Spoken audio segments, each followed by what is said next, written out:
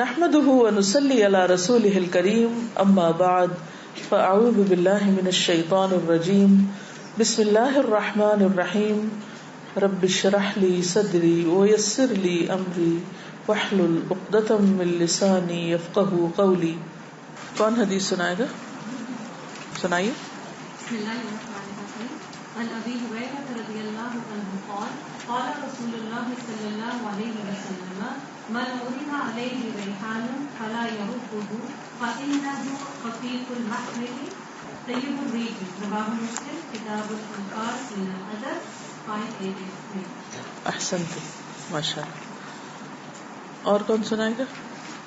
عن ابي هريره رضي الله عنه قال قال رسول الله صلى الله عليه وسلم من عرض عليه ريحان فلا يرده فإنه خفيف المحمل طيب الريح.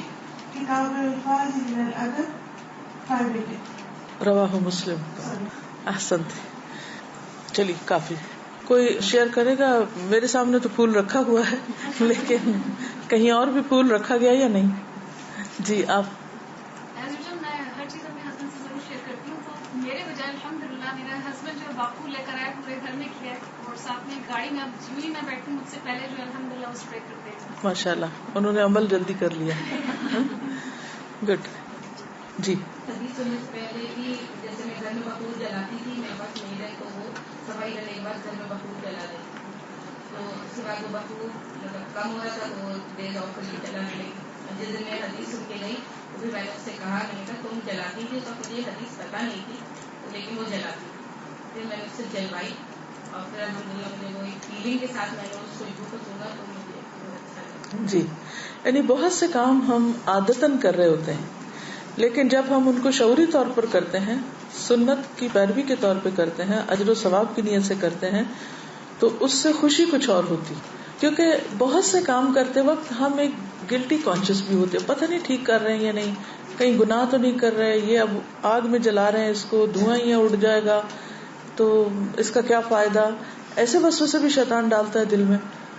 تو اگر انسان کو صحیح علم ہوتا ہے تو انسان پوری یکسوئی کے ساتھ، سنجیدگی کے ساتھ اس کو بغیر کسی تردد کے اس کام کو کرتا ہے اور وہ کام پھر اس کے لیے ایک اعتماد اور یقین کا ذریعہ بھی بنتا ہے کہ وہ نیکی کا کام کر رہا ہے. جی. پہلی بات تو یہ کہ میں ہمیشہ سمجھتی تھی کہ جو یہ فلاورز ہیں یہ کرسچن جیسے بکے وغیرہ دیتے ہیں، لیکن الحمدللہ اس نے کلاس میں پڑھا تھا پڑھتے تھے یہ مصنون عمل ہے اور یہ پھول دینا جو ہے یہ ہمارے سامنے ہے. اور دوسری بات یہ کہ اس دن ہم گھر گئے تو اس بات سے ہمیں مجھے اور میری بھابھی کو ہمیں کسی نے خوشبو گفٹ بھی کی تھی. تو گھر جا کے فوراً کھول کے ہم دونوں مقابلہ کر رہے تھے.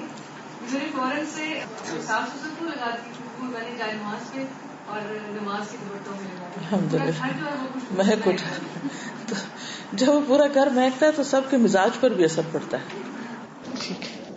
سبحانک اللہم و بحمدک نشہد ان لا الہ الا انت نستغفرک و نتوب الیک. السلام علیکم و رحمۃ اللہ وبرکاتہ.